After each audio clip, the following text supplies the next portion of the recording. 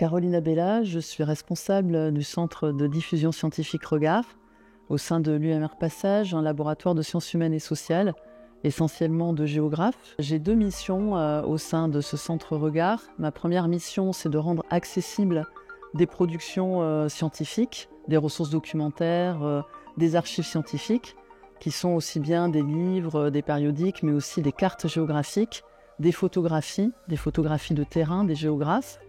Et ma deuxième mission, c'est de travailler sur l'accompagnement des projets de recherche du laboratoire, de valoriser ces recherches et les productions de ces recherches en faisant de la vulgarisation scientifique dans un lieu qui est dédié, qui est ouvert au public, qui s'appelle le Géodoc et qui se situe sur le campus de Pessac, près de Bordeaux.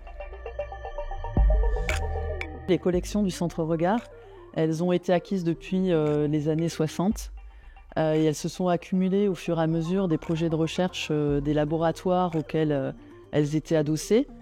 Donc ce sont des collections bibliographiques, mais aussi leur spécificité, c'est d'avoir des collections cartographiques et photographiques. Et les collections cartographiques, ce sont en partie des productions des chercheurs du laboratoire. Et les collections photographiques sont des photographies de terrain qui ont été ramenées par les chercheurs au fur et à mesure de leur terrain, essentiellement dans les années 70, 80. Et aussi aujourd'hui, on a des archives qui sont des archives contemporaines. L'enjeu principal de l'accessibilité des productions scientifiques, que ce soit des publications ou bien des données de la recherche, c'est qu'elles soient réutilisables par les chercheurs. Le Géodoc a ouvert au public en janvier 2024.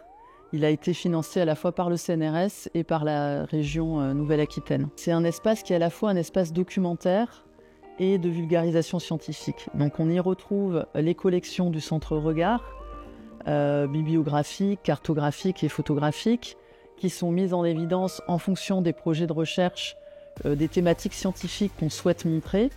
On y trouve aussi des expositions, des ateliers pédagogiques de médiation scientifique, et on a au cœur de cet espace un lieu, une salle dédiée aux dispositifs de médiation numérique qui ont pour but de faciliter l'accès à ces contenus scientifiques.